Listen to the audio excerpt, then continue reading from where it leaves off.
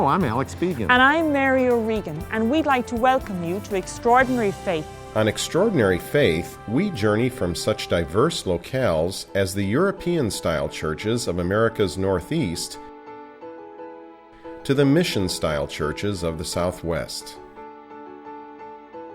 If you want to get a seat here on Sundays, you have to arrive over 30 minutes before Mass because it's standing room only.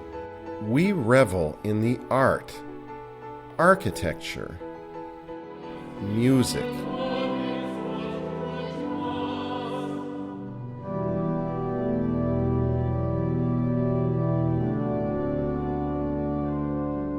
and people who celebrate traditional forms of historic Catholicism.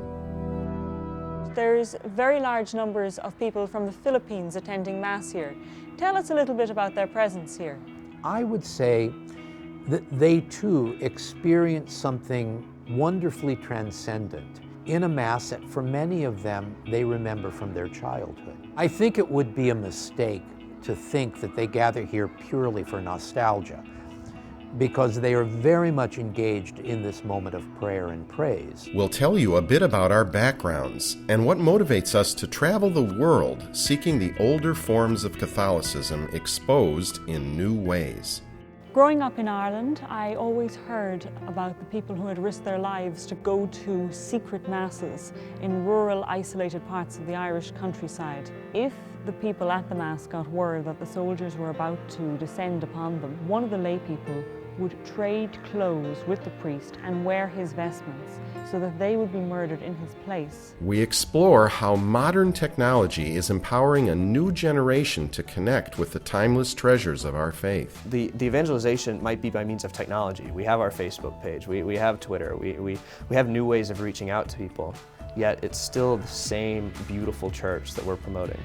From Theodore Marier's time onwards, there's a recording in 1967, I think was the first, and he made 6 LPs which have not been available for a long time. So we've just recently re-released 2, which all of these CDs, including the re-release, are available from our school website. We learn how Catholic singles face the challenges of meeting a mate who shares the vocation of marriage. Is it possible for a young single woman to meet her husband on a pilgrimage? Oh, certainly a pilgrimage. Why?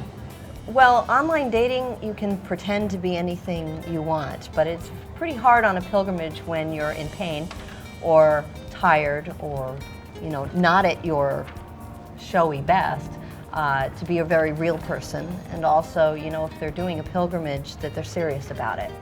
I think in today's day and age, it is hard to find a love interest anyway, just the way the culture is going. But I think specifically too in the Catholic world, because there's quite a few groups, but they are still small groups. We'll focus on how sharing rituals and prayers that have long endured can put troubling events in a healing perspective. In the wake of the terrible losses suffered during the Boston Marathon just 10 days prior, this Mass will be especially healing for a community in need of peace and stability.